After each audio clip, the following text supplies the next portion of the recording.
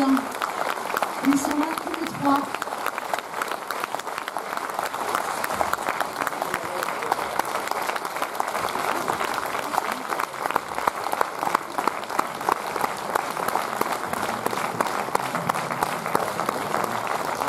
Comme Olivier. Olivier, vous pouvez trop bien. Eh ben, on vous voit pas. Alors, c'est un débat, mais c'est surtout un échange avec la salle. Comme on a les lumières dans le visage, ce qui est certain, c'est qu'on va avoir du mal à savoir qui a envie de parler. Il suffit de lever la main. Il y a 2 micros dans la salle. Et puis vous posez votre question. Mais je vais quand même commencer. Je vais d'abord vous préciser que Guillaume de Tonquédec, qui est à ma gauche, comme il y a une grève de train, va devoir partir plus tôt que prévu. Donc il peut rester avec nous une petite demi-heure, mais le débat va peut durer 3 quarts d'heure, 1 heure, sans problème. Hein, vous êtes jusqu'au bout de la nuit avec nous, hein, je pense. Ce rôle.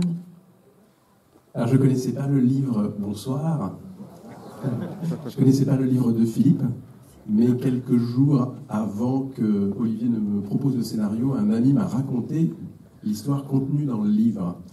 Et j'ai dit, mais j'adorerais jouer quelque chose comme ça. Et quelques jours après, vraiment, sans mentir, Olivier m'a proposé l'adaptation du livre de Philippe. Donc j'avais une certaine excitation, une certaine impatience à le lire. J'ai adoré le scénario, je ne connaissais toujours pas le livre. Après, j'ai lu le livre, qui, pour ceux qui l'ont lu, il y en a qui ont lu le livre. Levez la main. Qui alors, ouais. Bon, vous êtes 5. Ça va. Eh bien, achetez-le. Voilà. Parce qu'en fait, le livre est très... il est très complémentaire du film, en tout cas pour le travail du comédien. Il y a beaucoup de choses dans un scénario, on ne peut pas tout mettre, évidemment. Et il y a beaucoup de choses, parfois des phrases, juste de certains mots, certains passages que j'ai stabilo-bossé, passé au stabilo-boss, donc mis en couleur pendant ma lecture. Donc je te ferai dédicacer ce livre très particulier, Philippe, qui est mon outil de travail. Et donc de temps en temps, et je le relisais pour me nourrir, moi, le comédien, pour interpréter le personnage. Et après, j'ai demandé à rencontrer Philippe. Alors, il paraît qu'il n'était pas très chaud, il me dira pourquoi. Et Olivier non plus. Je pense qu'en fait, ils avaient peur que je cherche à copier ou à essayer de singer Philippe, ce qui aurait été totalement réducteur par rapport aux propos et totalement inintéressant. Par contre, moi, j'ai dit à Olivier, pour vendre ce rendez-vous, j'ai dit, mais c'est quand même extraordinaire, c'est une chance merveilleuse d'avoir l'auteur vivant et celui à qui cette histoire est réellement arrivée, et de pouvoir parler, échanger avec lui. Pour moi, ça peut être une source de travail, d'inspiration formidable. Et donc, ce rendez-vous a eu lieu pour les rares qui ont lu le livre, mais qui seront d'autant moins rares, parce que vous allez le commander ce soir par ordinateur, vous le recevrez lundi matin. En plus, c'est en poche, ça vaut 4,50 €. Et tu as vu, je travaille pour toi, Philippe. Hein. C'est dingue. Pas sur Amazon, hein, je précise. Non, pas sur Amazon. Non, commandez-le chez vos libraires d'ici. Il y a des libraires dans la salle. Ah bah alors, commandez-le. Allez chez votre libraire et commandez-le chez lui. Ça met 3-4 jours de plus à arriver, mais on est tellement contents. C'est Noël avant Noël. Moi, je fais toujours ça. Je ne commande jamais mes livres, hein, sauf si c'est des livres étrangers. Pardon, excusez-moi. Donc, vous avez rencontré C'est une Philippe. dérive absolue, ce débat. Vous avez rencontré Philippe. Et donc, alors, pour ceux qui ont lu le livre, il m'a donné rendez-vous au Café Beaubourg. Je vous laisse savourer pour ceux qui ne l'ont pas encore lu. Vous verrez, c'est un lieu très important dans le livre. Voilà. Et symboliquement, c'était évidemment fort. Et je suis arrivé avec toute une série de questions, une petite feuille avec des questions que j'avais écrites. Et forcément, vous avez vu le film, les questions ont été très directes et très vite centrées sur la vie intime. Et donc cet échange a duré 1h30. On se vouvoyait à cette époque avec Philippe. Et voilà, on a échangé. On s'est posé, voilà, au bout d'1h30, il m'a dit, est-ce que vous avez tout ce que vous vouliez, est-ce que vous savez tout ce que vous vouliez savoir? Je lui ai dit oui. On s'est serré la main et je suis parti. Et donc après, Philippe est venu sur le film et on s'est amusé dans le film à à faire une coupe de cheveux qui pourrait ressembler à celle que Philippe avait à une certaine époque, et encore un peu maintenant. Il y a des lunettes aussi qui pourraient ressembler à celles de Philippe, et puis des tenues vestimentaires. Voilà, c'est le clin d'œil qu'on a voulu faire avec Olivier, mais il était évidemment hors de question de singer Philippe et d'essayer de l'imiter. Il fallait que moi je m'approprie ma vision de lui et du personnage pour le jouer. Voilà. Moi, j'ai jamais su ce que vous êtes dit. Mais tu ne sauras pas. Je ne saurais pas. Non. Mais ils sont allés jusqu'à. On est allé, donc je dis il. J'étais un peu sur le film finalement. Et on est allé jusqu'à prendre ton stylo, un stylo Muji à 3,50 € dont tu te sers pour faire tes dédicaces. Et c'est ce stylo que tu avais dans le tournage. C'est vrai qu'on s'était amusé à un peu reprendre ta façon de t'habiller, etc. Peut-être tu peux nous parler de la première fois que je t'ai montré les photos des essayages. Oui, c'était très étrange. Bonsoir à toutes et à tous. C'était très étrange parce que Guillaume disait tout à l'heure qu'on avait une petite réticence à se rendre compte parce que précisément, il ne s'agissait pas de faire un travail d'imitation, c'était absurde. Et donc moi je me disais, il faut qu'il ait sa liberté de comédien, qu'il interprète le rôle exactement comme il le sent, parce que précisément, moi en tant qu'auteur, je trouve que les meilleures adaptations au cinéma sont celles qui trahissent les livres, qui prennent des libertés avec le texte, parce que l'objet cinématographique est très différent de l'objet littéraire, parce qu'il est incarné, parce qu'il y a une voix, parce que après on peut choisir des procédés narratifs différents, et puis surtout après il y a des comédiens qui font et qu'on s'éloigne de cette réalité-là. Et donc moi j'avais d'ailleurs fait la même démarche avec Olivier quand il m'a demandé à acquérir les droits d'adaptation du livre. J'ai dit mais tu fais ce que tu veux, voilà, c'est à toi, moi j'ai pas mon mot à dire dans ce travail-là. Et en même temps, j'ai compris tout de suite, justement, dans la conversation qu'on a vue avec tous les deux, avec Guillaume au Café Beaubourg, qu'on était finalement tout à fait sur la même longueur d'onde, qu'il ne cherchait pas du tout à faire un travail d'imitation, même si, encore une fois, après, Olivier s'est amusé à coller des petits détails comme le stylo, le machin, enfin ça, en même temps, il faut vraiment le savoir, hein, parce qu'a priori, je ne crois pas qu'il y ait grand monde qui sache que j'écris avec des stylos Muji, mais c'est pas une information fondamentale, non. Mais qu'effectivement, il avait besoin, Guillaume, je crois, de comprendre la résonance que cette histoire continuait d'avoir en moi tant d'années après, pour porter justement cette résonance-là. Parce que c'est quand même quelqu'un qui arrive avec une réticence à revenir sur le lieu des origines, c'est quelqu'un qui arrive lesté de son fantôme, et donc je pense qu'il avait envie de comprendre comment moi comment je me débrouillais avec mon propre fantôme. Et donc notre conversation était un peu autour de ça, finalement, autour des fantômes et de comment on se débrouille avec ça. Et je me suis rendu compte qu'après, il ferait à sa façon lui, parce que j'imagine qu'il avait lui d'autres fantômes, et c'est ça qui est intéressant dans l'adaptation des films, des livres au cinéma, c'est que, et c'est la même chose quand vous êtes en position de lecteur, c'est-à-dire que vous lisez un livre que quelqu'un a écrit, et vous vous reconnaissez dans cette histoire-là, et vous avez l'impression que c'est vous dont on parle, alors que par essence, l'auteur ne vous connaît pas. Bon. Et donc c'est ça qui est intéressant, c'est qu'au fond, on s'approprie quelque chose. Et ce travail d'appropriation, il a commencé à ce moment-là au Café Beaubourg, et il s'est poursuivi après. Je trouve que le résultat est magnifique.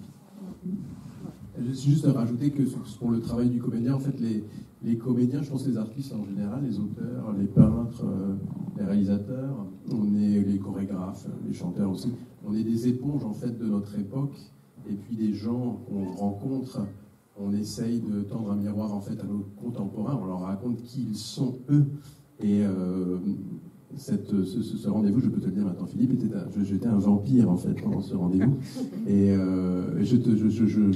c'était très intuitif en fait. Ma démarche était intellectuelle, j'avais des questions à te poser, mais elle était aussi très, vous avez vu, on se tutoie maintenant, elle était très intuitive, c'est-à-dire j'avais besoin juste d'entendre ces mots, je me suis servi en fait, en entendant qu'il me parlait, de temps en temps je prenais des notes, parce qu'il y avait une phrase tout d'un coup qui ouvre des sens, qui ouvre des sensations pour le comédien, qui permettent de rêver au rôle, de rêver dans le sens fort du terme, quoi. Voilà. Puis tu t'es aussi servi, excuse-moi, tu peux raconter, tu voulais voir les rushs. Ah oui, alors le film est en deux parties, vous avez vu, il y a les flashbacks, et puis la seconde partie, quelques années après, quand l'auteur revient sur les pas de sa jeunesse, et les flashbacks avec les deux jeunes, Jérémy et Julien, qui sont assez extraordinaires, ont été tournés avant, pendant l'été, c'est pas les mêmes saisons, d'ailleurs c'est intéressant symboliquement. Nous, on a tourné avec Victor pendant l'hiver, fin d'automne, début d'hiver. Et à beaucoup de moments, le personnage se souvient de son passé, comme vous l'avez vu. Et il est totalement absent, il est complètement déconnecté de cette pauvre organisatrice que joue magnifiquement Guylaine Londaise. Et il n'est pas du tout, il est vraiment il n'est pas du tout dans l'empathie, il s'en fout complètement de cette nouvelle, de ces rencontres, il n'est pas du tout, il s'aperçoit qu'il est en train de vivre un choc personnel, et il n'est pas au bout de ses surprises comme vous avez vu. Qu'est-ce que je voulais dire par là? Il m'a demandé, donc il savait qu'on avait tourné une partie, j'avais monté ces scènes. Tous les flashbacks, et comme le personnage part dans ses rêveries, j'ai dit à Olivier, j'aimerais voir les flashbacks que tu as tournés, parce que ça va me permettre, moi, de savoir exactement ce qui se passe, et de pouvoir, encore une fois, m'inspirer de ce qu'ont fait les deux jeunes comédiens. Et en les voyant, je me suis dit, on a intérêt à être à la hauteur, parce qu'ils sont extraordinaires. Je les trouve vraiment formidables. Et j'étais même jaloux, alors là c'est le comédien qui parle, parce qu'ils ont à peine une vingtaine d'années, et ils ont une maturité de jeu. Jamais j'aurais pu jouer un truc pareil, moi, à leur âge. Et donc j'étais assez jaloux, en fait, de ces deux comédiens. Je les trouvais extraordinaires. Il faut le faire de choses à jouer. Et je me souviens que c'est en regardant, c'est en regardant Les Roches que tu as remarqué que Jérémy se faisait un petit geste de lunettes. Comme ça, dès qu'il est mal à l'aise, il se remet les lunettes. Et c'est quelque chose que tu as repris après. En fait, pareil, tu t'étais inspiré malgré tout, un petit peu, à ta sauce de Philippe. Mais aussi Jérémy, ça t'a nourri. Oui, c'était important qu'il y ait des ponts entre les deux personnages, jeunes et plus mûrs. Et donc, j'ai piqué un ou deux gestes, en effet, à Jérémy, parce que lui avait déjà tourné, donc il ne pouvait pas s'inspirer de moi, quoi. La façon de remettre les lunettes et la façon de s'étouffer quand il boit du cognac, qui reste la même des années après. Voilà. Non, je voulais juste faire une petite parenthèse là-dessus. C'est qu'il y a une scène qui est vraiment très belle dans le film, c'est cette scène de la piscine de nuit, où Stéphane Bellecourt, donc Guillaume, est assis de profil, et juste à côté, Stéphane Jeune et donc Jérémy Gillet est assis. Enfin, vous parlez pas. Est-ce que ça, effectivement, un tournage, c'est que des accidents. Bon, bref, on n'avait pas beaucoup d'argent pour faire le film. Qu'est-ce que ça veut dire concrètement? Que finalement, les comédiens, ils sont payés à la journée, et que voilà, je pouvais pas. Et mal, je vous rassure. Voilà, c'est vrai. Mais ils font des gros films, ils sont très bien payés. Après, ils peuvent faire des films d'auteur. Mais en tout cas, et donc c'est vrai qu'il y avait deux choses quand tu disais que tu étais jaloux des jeunes comédiens. En fait, c'était deux tournages parallèles qui se passaient très bien. On avait fait une partie en été, mais aussi un peu en hiver avec les jeunes. Et moi, j'étais un peu frustré parce que c'était deux mondes auxquels nous, toute l'équipe technique, on prenait un plaisir fou. Et en même temps, vous n'étiez jamais mélangés. Et un jour, mon assistant, il y avait un problème de train, des fois, et mon assistant me dit, mais tu sais que Jérémy et Julien, qui ne devaient pas tourner, sont là. Et c'est ce jour-là où j'ai eu l'idée de cette scène. C'est le jour où moi, je devais jouer à la piscine de nuit. Voilà. Aussi. Et j'ai demandé à Jérémy, j'ai dit, est-ce que tu veux, plutôt qu'aller faire la fête ou je ne sais quoi, est-ce que tu veux venir faire juste ce plan, qui n'était donc pas prévu. Et en fait, moi, je me souviens toujours avec émotion que c'est là que la rencontre s'est faite. C'est-à-dire que toi et Jérémy, vous étiez à la cantine, on tournait à minuit, 1h du matin, et vous êtes restés 2 heures à faire connaissance. Et Victor Belmondo, qui était là parce qu'il devait tourner le lendemain, il avait prévu d'aller au cinéma. Et puis il y avait Julien, qui était là aussi. Et j'ai dit à Victor, est-ce que tu veux pas emmener ton père au cinéma? Et en fait, ils ne sont pas allés au cinéma, ils sont allés manger. En fait, ils ont parlé aussi tous les deux toute une soirée. Et résultat, le lendemain, vous êtes partis tous les 4 au bord de la mer manger des huîtres. Et c'est là où le tournage s'est vraiment... a vraiment fait fusion et était... Voilà. Et où moi, j'étais un papa heureux. Est-ce que vous avez quelques questions? Puisqu'on ne vous voit pas... Ah, si, oui. Au 3e rang, sur la droite. Oui, il y en a plein. Oui, excuse. Moi j'ai le micro, donc je ne sais pas si j'en profite. Et vous êtes où? Devant. Ah oui, là. Bon, allez, monsieur et madame après. Donc je fais partie des 3 personnes qui ont lu le livre dans la salle, donc je me permets. C'est plutôt une question pour Philippe Besson. Il faut faire comme ça. Plusieurs questions. Voilà. Tout d'abord, dans le livre, sur la première de couve, il est écrit roman. Au générique, il est écrit roman. est-ce que récit n'aurait pas été plus juste, plus approprié? Si oui, enfin sinon, pourquoi? Enfin, alors, parce que... oui, dans l'absolu, on peut considérer que le mot récit aurait été plus approprié, parce que, vous l'avez compris, cette histoire est une histoire très autobiographique, qui m'est réellement arrivée. Pourquoi il est écrit roman? En fait, pour plusieurs raisons. La première, c'est que j'ai quand même pris, néanmoins, quelques libertés avec la vérité historique. C'est que je fais quand même œuvre de littérature à la fin, donc il y a des choses que j'ai qui se sont pas exactement passées comme ça dans la vraie vie, donc j'ai décalé parfois. Et puis par ailleurs, c'est assez étonnant parce qu'au fond, on fait un exercice de mémoire précisément. Vous savez, quand j'écris des romans, je fais appel à mon imagination. Quand j'écris un récit comme celui-là ou une autofiction, je fais appel à ma mémoire. Alors la mémoire, c'est une chose tout à fait curieuse qui vous joue des tours, surtout quand elle est aussi ancienne, ce qui fait que je remonte 30 ans en arrière. Et donc, vous vous dites, oui, j'ai une mémoire assez précise de certains faits, de certains moments, donc ça, c'était facile. Mais après, cette mémoire, est-ce que c'est une mémoire recomposée après coup? Est-ce que c'est une mémoire fantasmée? Est-ce que c'est-à-dire que c'est quelque chose qui s'est passé comme ça ou dont j'aurais aimé que ça se passe de cette manière-là? Et donc, vous n'êtes jamais tout à fait certain. Donc, il y a une espèce de frontière floue, parfois, entre ce qui s'est réellement passé et ce qui est finalement définitivement écrit et posé sur le papier.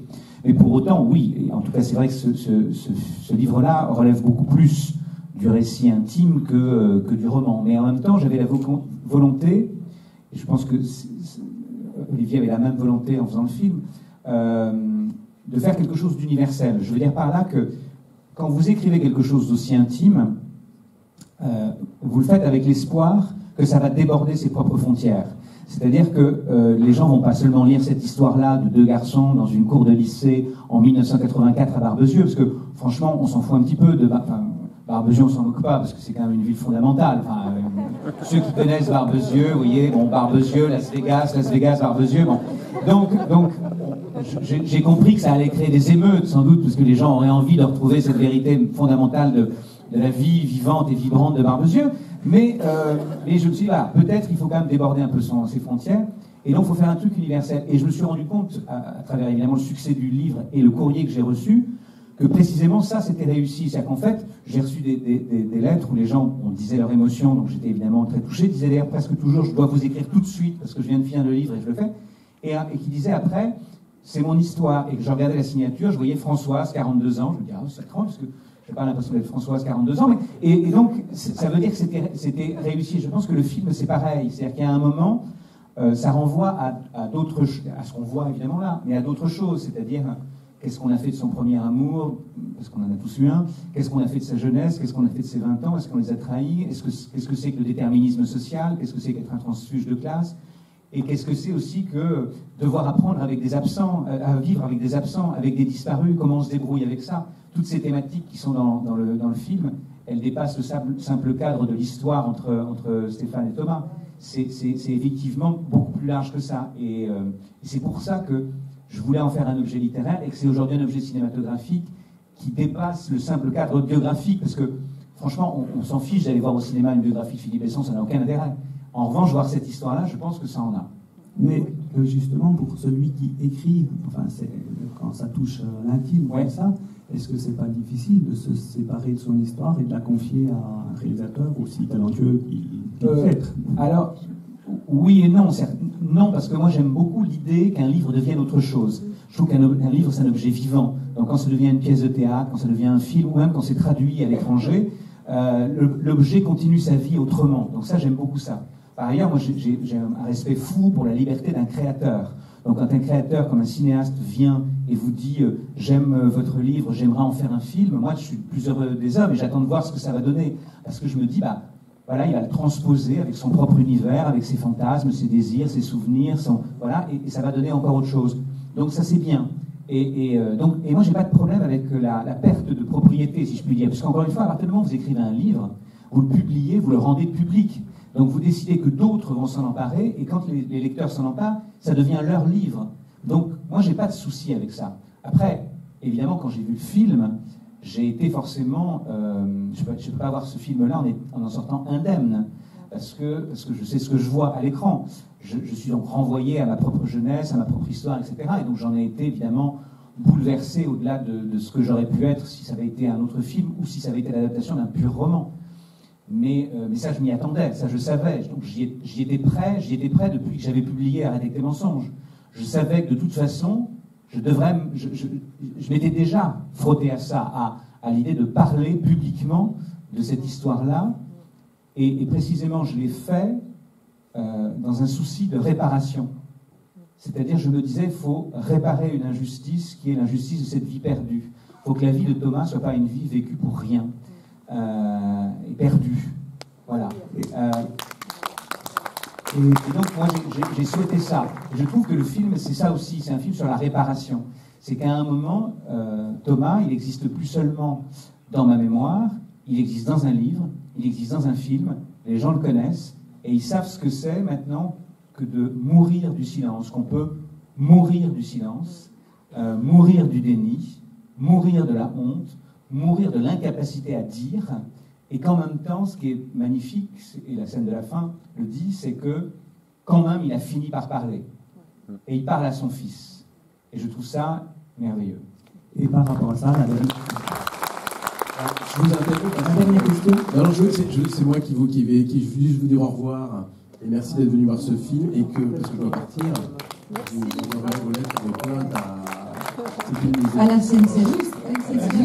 Juste avant que vous C'est Jean Castex maintenant. Juste avant que vous partiez, en Dites-moi. vous souhaitant bon voyage, Si, le train. je pense, puisque j'ai lu ce livre-là et beaucoup d'autres de Philippe Besson, que vous feriez encore un bel acteur pour les prochaines adaptations. On en parle, j'adorerais jouer un dîner à Montréal. Absolument bien, Montréal, c'est parfait. Voilà, Ah ouais, j'adorerais. parce qu'en lisant ce livre-là, bien sûr, mais comme vos autres livres, on imagine, quand on est lecteur, on donne toujours un physique aux personnages quand ils sont jeunes, puis après on s'imagine quand ils sont vieux, on essaye de voir Moins jeune. Quand on est dans le train, on se dit, ah tiens, peut-être qu'il pourrait ressembler à ça, ou à ça, ou à ça. Et là, je trouve, vous avez raison, que vos jeunes sont mieux que vous-même, mais ça n'empêche pas que Je vais y aller. ce serait avec bonheur. Sur cette phrase merveilleuse. Merci, madame. C'est un succès. Eh bien, non mais sans blague, merci beaucoup. Et à bientôt.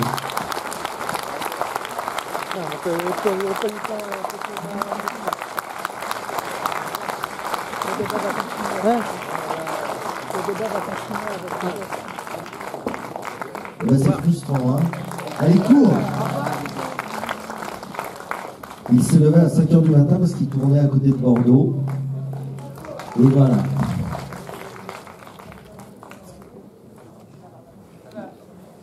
Non mais vous n'avez pas un train là, où est-ce que vous allez? C'est ça. Alors, continuons. Je profite du micro pour poser ma dernière question, après je le lâche. Parce que...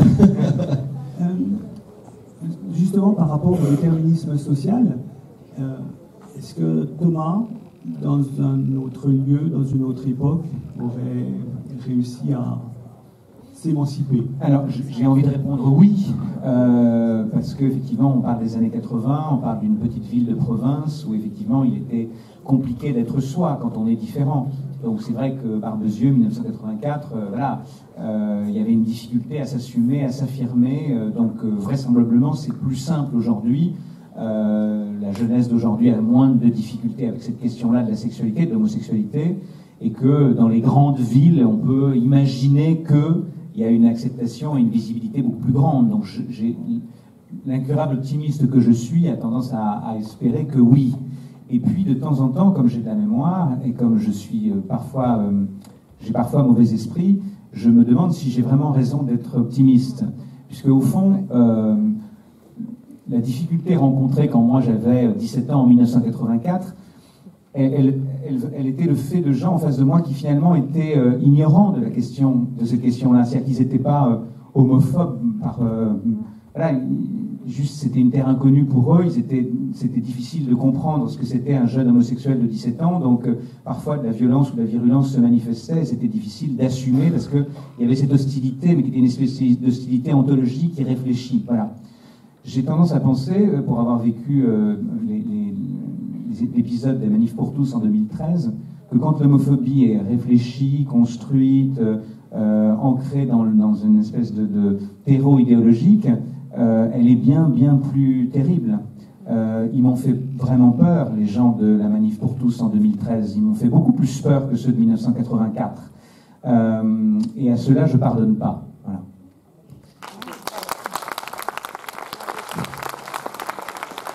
Et pour compléter ce que dit Philippe, moi aussi je m'étais posé la question en lisant ton livre, est-ce que cette histoire de 1984 est toujours d'actualité? Est-ce que ça va être un témoignage du passé?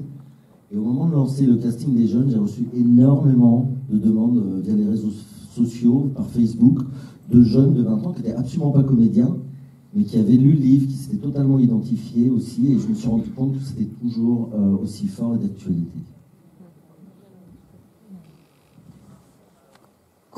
Vous avez encore des questions? Je peux en lancer une petite. Allez, lance-en une.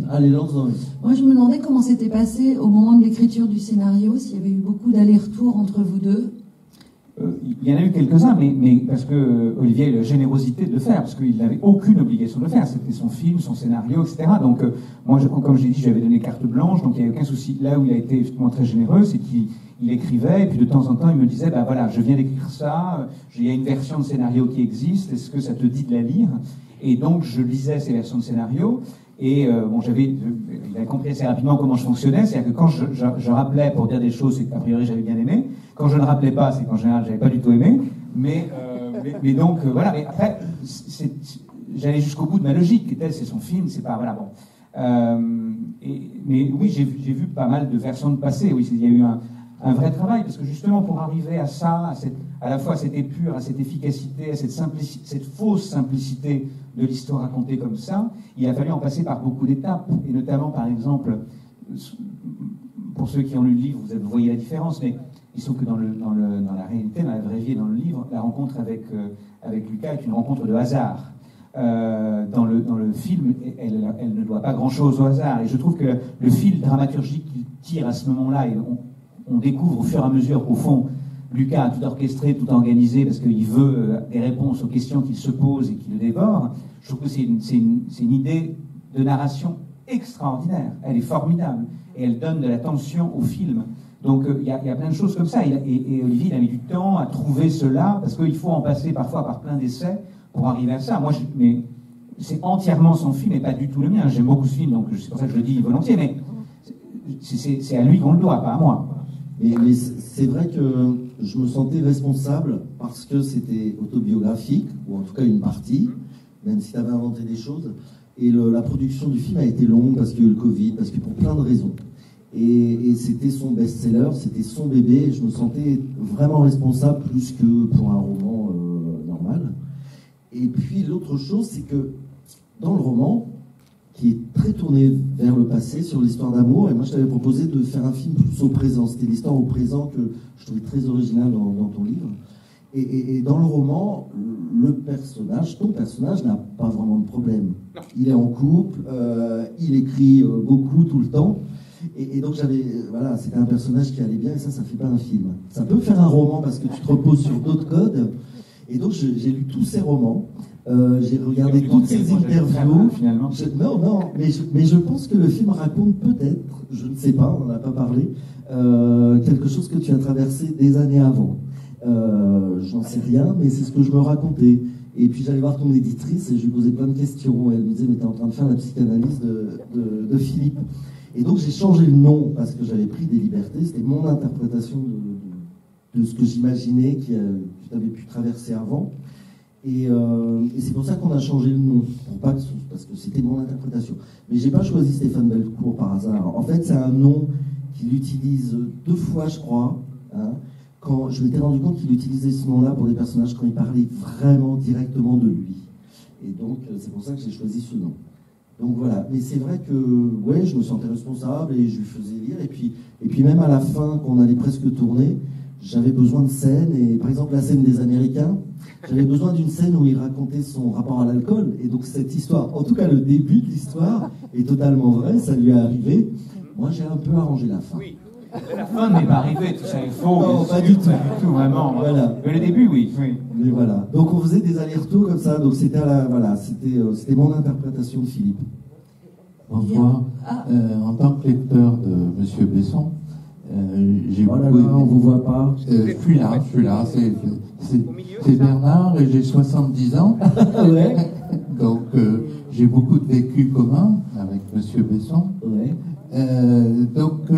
En fait, je voulais dire que Ah, bah ouais, mais alors vous avez le. Ah ouais. j'ai adoré. La lumière juste sur vous. Ouais, c'est ça. je vous vois un peu, vous êtes debout. Ouais, exactement. On vous écoute. Mais ça n'a pas tant d'importance. Moi, Ah, c'est bah, pas, moi, j'aime bien. pas moi qui suis important. C'est vos travaux qui sont importants. On va vous parler. J'ai été emballé par le roman de Monsieur Besson et j'ai vraiment beaucoup aimé ce film. Bravo, parce que ça, c'est chapeau. C'est pas la même chose, mais pour un homosexuel qui a vécu une jeunesse où on disait que nous étions des malades, je vous rappelle ça, Monsieur Besson, hein, quand on avait 20 ans, 17 ans, c'était une maladie, quoi. Il fallait nous soigner. Donc ça, c'est important. C'est juste pourquoi avoir pas sorti votre bouquin un peu plus tôt. Grâce à votre notoriété, je pense que vous auriez pu, enfin ça c'est une analyse très personnelle, mais j'aimerais avoir votre avis là-dessus, justement pour pouvoir faire comprendre aux autres. Et troisième point, je crois qu'il faut continuer que la liberté du corps de chacun, qu'on soit femme, homme, hétéro ou autre, c'est quelque chose d'essentiel et qu'il faut continuer à défendre. Donc, vous avez raison.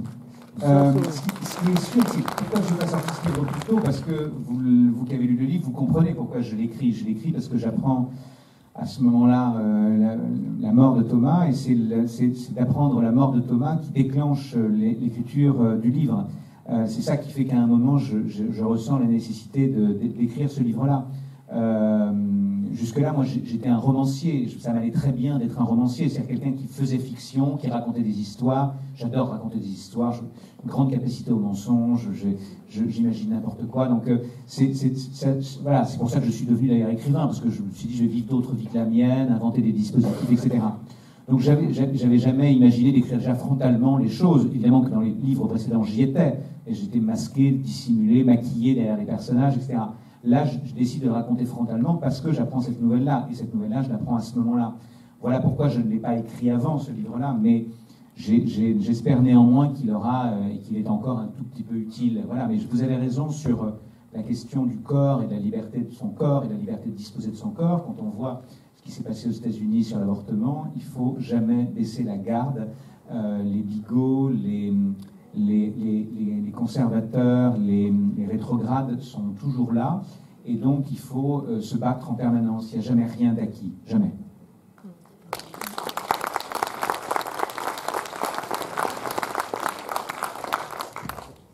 Une question tout à fait personnelle. Est-ce que c'est le lycée de Barbezieux qu'on a vu dans le tournage? Non, c'est un collège de Cognac, à Cognac. On s'est posé la question, je suis allé à Barbezieux, et puis voilà. Puis pour plein de raisons, j'ai situé le film à Cognac. Et du coup, voilà, on a tourné là-bas. Mais on est allé voir pour. Et en fait, le lycée de Barbezieux avait un peu changé à l'extérieur, etc. Donc Ils l'ont rénové. Ouais, ils l'ont rénové. Et la piscine, c'est. La piscine, c'est à Cognac. Mais ça, c'est les miracles c'est les miracles des repérages, c'est-à-dire qu'on cherche des lieux. Et dans le livre, ça se passe dans un gymnase qui existe toujours, enfin qui avait brûlé, le frère reconstruit. Donc on cherchait un gymnase avec le responsable des sports de la ville de Cognac, et puis il me racontait sa vie. Et il avait été maître nageur pendant 30 ans dans une piscine, et il se met à me parler de cette piscine qui avait fermé depuis des années. Et il nous en est là, et c'était évidemment un décor de cinéma. Et ce qui était incroyable pour moi, c'est parce que aussi cette scène, elle se passe sur des tatamis et tout. Alors bon, bref. Et je me disais, voilà, ça va être crade de prendre un matelas un peu tout pourri. Et il y avait une porte fermée dans cette piscine, et on ouvre. Et là, d'entreposer, il y avait tout l'ancien matériel que vous voyez dans le film, et qu'on a mis, qu'on s'en est servi pour le décor, et voilà. Donc ça, c'est un peu les miracles. En fait, on écrit longtemps un scénario, on essaie de faire une tension dramatique, et puis après, il y a tous les accidents de la réalité qui viennent nourrir votre film. Par exemple, Etsy, j'avais fait un documentaire, donc c'est chez eux qu'on a pu tourner, dans les chais, dans leur maison familiale. Et c'est vraiment le personnel d'Etsy qui joue, parce que j'aime bien intégrer le maître d'hôtel, des petits rôles, des trucs, les intégrer. Donc ça, c'est un peu moi, j'adore faire ça sur un tournage, mélanger le réel de la vie qu'on côtoie. Bravo, ça marche bien avec la petite grand-mère. La petite grand-mère, elle est vraie. Alors nous avons ici Colline, qui était responsable de la figuration et un peu plus, puisque c'était des rôles qui prenaient un peu d'importance. Et tu vis à Royan ou pas? Absolument. Voilà, et qui nous a suivis et qui a organisé des grands castings, notamment tous les Américains, etc. Donc on a beaucoup travaillé ensemble et c'était très heureux. Merci. Très beau film, bravo.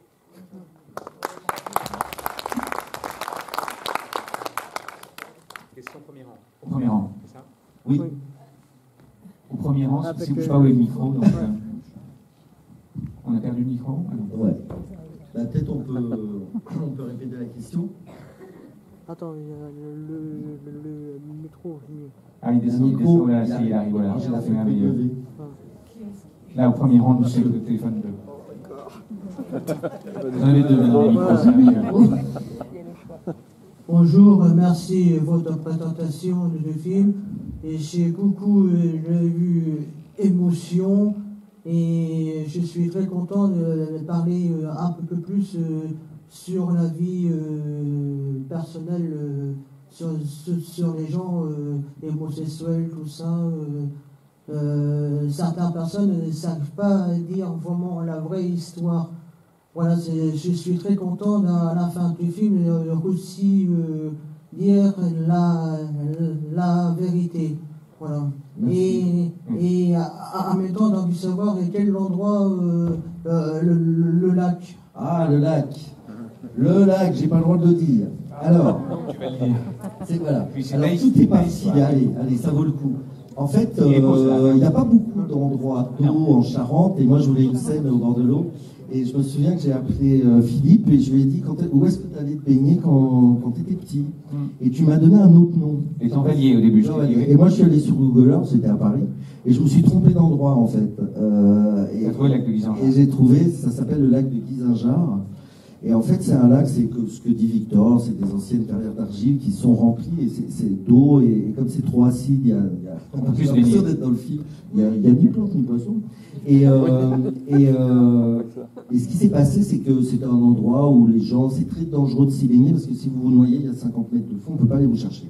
Mais bon, c'était un endroit connu des locaux, et il y avait quand même des gens qui allaient se baigner. Et puis, après le Covid, il y a eu un peu de pub sur Internet de la région. Et donc, il y a 3 personnes de Bordeaux qui sont venues, qui ont trouvé ça génial, qui ont fait des selfies sur Instagram en disant on se croirait aux Seychelles. Et le week-end suivant, il y a eu 3000 personnes, et le week-end après, 5000 personnes qui ont tout saccagé. Et donc, finalement, en catastrophe, ils ont mis des barrières autour. Et nous, moi, j'avais écrit ça avant. Et du coup, ils ne voulaient plus qu'on y tourne parce qu'ils ne voulaient surtout pas que cet endroit soit connu et qu'on y fasse de la pub. Donc, ça a été des négociations infinies. Et 5 minutes avant, je ne savais pas si on allait pouvoir tourner. On avait l'autorisation qu'ils puissent se tremper les pieds. Et je leur avais dit, vous avez vu le film, vous avez vu le tournage, ils ne vont pas se tremper les pieds. Et donc voilà. Donc ça s'appelle pour les gens de la région le lac de Guisanjar. Il y a quand même une balade autour, mais ils en font plus trop la pub. Et c'est pour ça qu'on l'a pas noté au générique. Ils nous ont demandé à ce qu'on ne mette pas le nom du générique. Mais c'est dans la région et c'est magnifique. Moi, je voudrais poser une petite question sur un personnage qui n'est pas dans le roman et qui est dans le film et donc dans le scénario, qui est le personnage qui est joué par Guylaine Londez, qui est donc sans doute la directrice de la communication ou l'organisatrice de l'accueil des invités. C'est vrai qu'il n'y a pas beaucoup de filles dans ton roman. Dans ce roman, oui, c'est vrai, plein de femmes, oui, c'est vrai. Beaucoup de femmes dans mes romans, mais je pense que... Pourquoi avoir rajouté c'est un peu aussi celle qui reste par rapport à celui qui est parti. Absolument, qui fait le lien. En fait, il y a un thème très important dans le roman, c'est le rapport à la province, quitter la province, etc. Et ça parcourt tout le livre, et c'est pas vraiment incarné. Et moi le thème était très important, mais du coup, j'ai inventé un personnage pour travailler cette question. Parce que toi, tu le travaillais autrement dans ton roman. Et il se trouve que j'avais fait ce documentaire sur NSI, et en fait c'est un personnage qui existe, pas toute la scène du bar, mais qui fait l'accueil des invités. Et c'est là où j'ai eu l'idée d'écrire ce personnage pour incarner cette problématique. Il se trouve que Guylaine, c'est une amie, et je trouve que c'est une très grande comédienne. Donc je lui ai écrit le rôle pour elle. D'ailleurs c'était elle qui était la première finalement sur le film, parce qu'elle est, je ne sais pas si vous la connaissez, mais elle a joué dans énormément de films de second rôle, et elle joue toujours un peu la provinciale, un peu rigolote, et j'avais envie de jouer avec ce cliché pour aller plus loin, et pour montrer que on n'est pas, voilà, on peut rester là et se battre, et on n'est pas obligé de subir. Donc c'est comme ça que j'ai eu l'idée d'inventer ce personnage. Et juste pour finir sur le tournage, en fait Anne-France, qui m'a inspiré, mais je lui avais pas dit, qui s'occupe chez Etsy de recevoir les invités, elle était avec nous sur le tournage, et puis elle était toujours, ça se passait super bien, derrière le combo, qui est un retour vidéo, et je me souviendrai toujours, elle était là, et au bout d'un moment, elle regarde et elle me dit, mais c'est ma vie. C'est ma vie. Et bon, la scène du bar, c'est pas du tout sa vie, hein, c'est inventé, mais la façon d'être toujours, de recevoir, de scoltiner des auteurs parisiens, un peu râleurs. Non, peut-être pas râleurs, ça va. Enfin voilà. Donc voilà comment on a eu l'idée. Et elle fait vraiment le lien entre Stéphane Bellecour et Victor Belmondo, il y a cette scène géniale. Et elle permettait de faire passer le film un peu de la comédie au drame, la scène où ils s'engueulent au bras zéro, ils montent dans la voiture, ils veulent partir. C'est assez dramatique, et ne serait-ce que quand elle arrive vers la voiture en disant mais où vous allez, d'un coup elle fait changer naturellement le ton, et c'est grâce à elle en fait. Elle a cette capacité de passer comme ça du sérieux au drôle, et elle me permettait vraiment de mélanger les c'est ce qui fait aussi l'universalité du film, je trouve. Ce que vous disiez tout à l'heure sur le fait que le film dépasse la dénonciation de l'homophobie aussi, pour arriver sur un thème plus universel de ceux qui restent en province, ceux qui partent, qu'est-ce qu'on fait de notre passé, enfin, etc. Je crois est-ce qu'il reste des questions, parce que je crois qu'il va falloir reprendre l'antenne à un moment. Vous êtes bien restés sages, hein. Merci. Que sont devenus les deux jeunes comédiens? Regardez ce que sont devenus les deux jeunes. Ils sont en couverture d'un magazine. Ils sont en couverture d'un magazine. Ils font plein de tournages. Mais ils jouent au théâtre. Ils jouent au théâtre, mais ça a été. Ils sont encore au cours Florent, à la classe libre, qui a. Et voilà. Et ils avaient joué dans des téléfilms, mais c'est leur premier rôle dans un film de cinéma. Et je m'inquiète pas trop pour eux. Non, moi non plus. Ils ont un talent fou. Voilà. Et bien, merci beaucoup. Merci infiniment. Merci beaucoup.